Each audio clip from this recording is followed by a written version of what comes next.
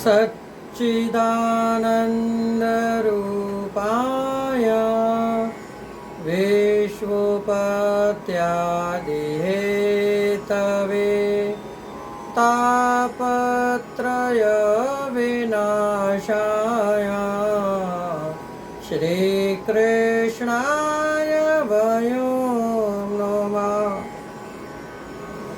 पुष्टिमार्गीय सर्वज्ञ करुणारसपूरित श्रेष्ठफलप्रदाता च तस्मै श्रीगुरुवे नमः। श्री राधे। जय श्री कृष्णा, राधे राधे। जय श्री वल्लभ प्रियजनों, दास का प्रणाम स्वीकार करें। तो आज ये दास उपस्थित है आपके सामने रथ यात्रा की कथा लेकर।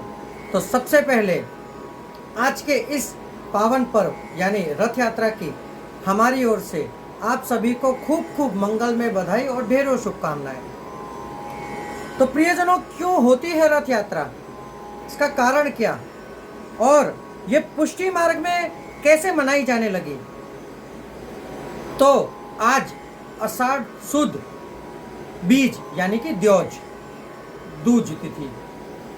तो आज के दिन भगवान जगन्नाथ जी, बलभद्र जी और बहन सुभद्रा जी, ये तीनों उड़ीसा में जगन्नाथ जी का बहुत बड़ा मंदिर है।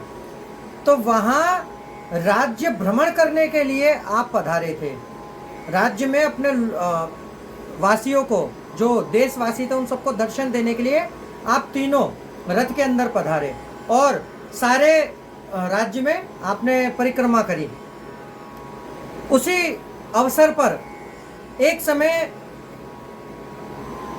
श्री विठलनाथ जी, श्री गोसाई जी वहां विराज रहे थे। तो आप श्री ने ये उत्सव वहां देखा और ऐसा ही उत्सव उन्होंने यहाँ पुष्टि मार्ग में आकर प्रारंभ किया। तो पुष्टि मार्ग में आज के दिन क्या करते हैं रथ यात्रा के दिन, तो आज आप और हम जानेंगे। जो भावना कहती है, जो नाथू द्वारा से प्रकाशित है, संक्षिप्त सेवा प्रकार पुष्टि मार्ग सेवा रीति, उसमें बताते हैं इस दिन ठाकुर जी को अभ्यंग होते हैं, तनैया अंगवस्त्र नए, श्वेत कोर के किनारी वाले कुल्हे, श्वेत ठाड़ा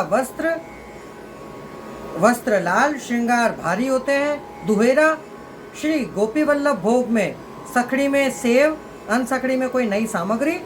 राजभोग सिरे यानी कि राजभोग सराने के बाद रथ के ऊपर ठाकुर जी विराजते हैं। निज मंदिर की तिबारी में दक्षिण की तरफ सन्मुख में रथ पधराया जाता है और रथ का आदिवासन होता है। तो मंत्र बोले जाते हैं। तो कैसे बोलेंगे? ओम विष्णु विष्णु विष्णु श्रीमद् भगवतो महापुरुषस्य विष्णुराज्ञया पर्वतमानद्य ब्राह्मणो द्वितीय पदार्थे श्री श्वेतवारः कल्पे वैश्वता मन्वन्तरे अष्टाम विशिष्टतमे कलियुगे प्रथम चरणे जम्मूद्वीपे भारतखंडे आर्यावन्तर्गतः ब्रह्मार्तदेशे यथानाम संवत्सरे दक्षिणयाने वर्षातो मासो मातमं मासो आषाढ़ः मास शुक्लपक्षे द्वितीयं शुभसवार शुभनक्षत्रं शुभयोग शुभकरण एवं गुणो विशेष विशिष्टयामः। शुभतिथि भगवतः श्री पुरुषोत्तमस्य रथाधिरोदराहणं कुर्तोतंगत्वेन रथाधिवासनं करिष्ये। ये मंत्र बोलने के बाद जल और अक्षत नीचे रखकर और रथ को केसरी श्रृंगार किया जाता है।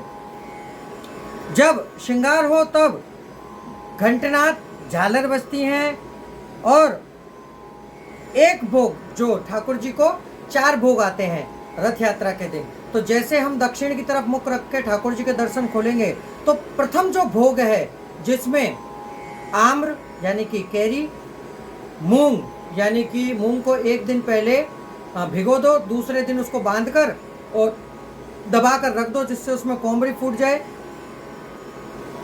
2, तीसरा नारियल और चौथा जामुन, ये 4 चीज भोग में धरी जाएंगी और चारों एक एक तरह से धरे जाएंगे और एक एक दर्शन में एक एक भोग। और प्रथम जो भोग है वो रथ के अंदर आएगा प्रभु को।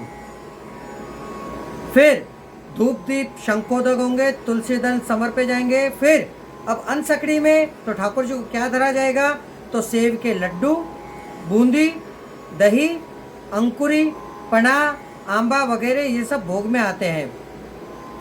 दूसरे भोग में भी इसी प्रकार सब निज तिवारी में आएगा। और तीसरा भोग डोल तिवारी में आएगा, उसमें लड्डू, माठ, शक्कर पारे, बूंदी, चिरौंजी के बीज के लड्डू और ऐसे ही फलारी, ये सब मिश्री की टोकरी, आम की टोकरी, अंकुरी, अंकुरी जो हमने अभी आपको बताया मूंग, जो मूंग भिगोकर और आप उसको रख दोगे तो उसमें अंकुर फूटेंगे, वो अंकुरी भोग सरे। फिर रथ यात्रा के दर्शन होने के बाद ठाकुर जी को 10 पान बीड़ी आरोगी जाएंगी। बड़े बड़े पान के बीड़े होते हैं, वो आरोगाए जाएंगे रथ के अंदर। फिर शैया के पास, ठाकुर जी के पास पधराने के बाद रथ के ऊपर मोती की आरती होंगी। फिर कुलेश, श्वेत, पिछोड़ा, सफ़ेद ठाड़ा वस्त्र, लाल, ये श्रृंगार रथ से बड़ा हो जाएगा। उसके बाद शीतल भोग प्रभु को धरा जाएगा और उसके बाद की जो रीति है वो शयन पर्यंत तो नित्य की प्रणालिका के हिसाब से होगा।